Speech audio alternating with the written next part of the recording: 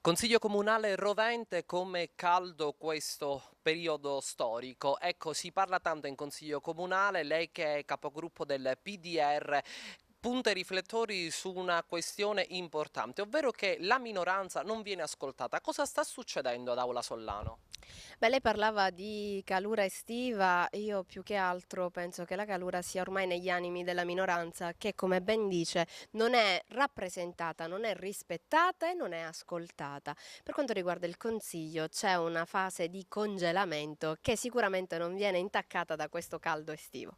Non è possibile, se facciamo un po' i calcoli, andare a sottolineare la mancanza netta di un rispetto verso le minoranze che si vede e traspare in questo ufficio di presidenza.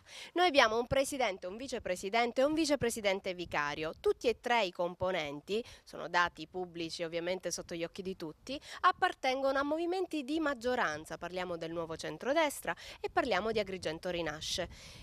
Avevamo un vicepresidente, che era il collega consigliere Urso, e voglio sottolineare che non è una questione personale, è una questione di rispetto democratico, che apparteneva alle minoranze e che ha subito dei passaggi, ha fatto dei passaggi giustamente liberi verso la maggioranza, ma ad oggi noi non siamo rispettati.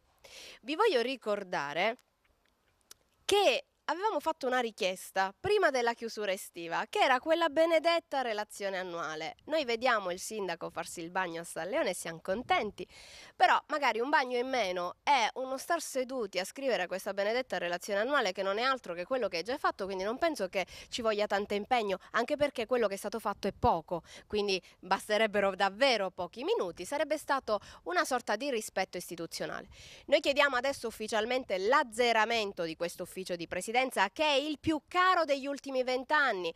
Voglio ricordare che il nostro Presidente del Consiglio prende poco meno di 50.000 euro annui, quindi non solo abbiamo una spesa importante di questo ufficio di presidenza, ma abbiamo il congelamento di quelle forze di opposizione che non vengono rappresentate. Qualora non ci sia e non ci fosse il buon gusto di rinunciare a quella benedetta poltrona nel rispetto democratico, ci appelleremo alle istituzioni in senso pieno e in senso ampio, ovvero al prefetto Diomede e all'assessorato agli enti locali. Abbiamo un muro contro muro pericoloso per la città e che non può essere sicuramente messo da parte o guardato con disinteresse. Noi facciamo un appello a tutte le forze politiche, tra i vari appelli è importante farne anche uno al primo cittadino. Basta creare dei muri, che siano muri tra maggioranza e opposizione, basta con i muri creati all'interno del palazzo, muri che poi e porte che sono state dichiarate,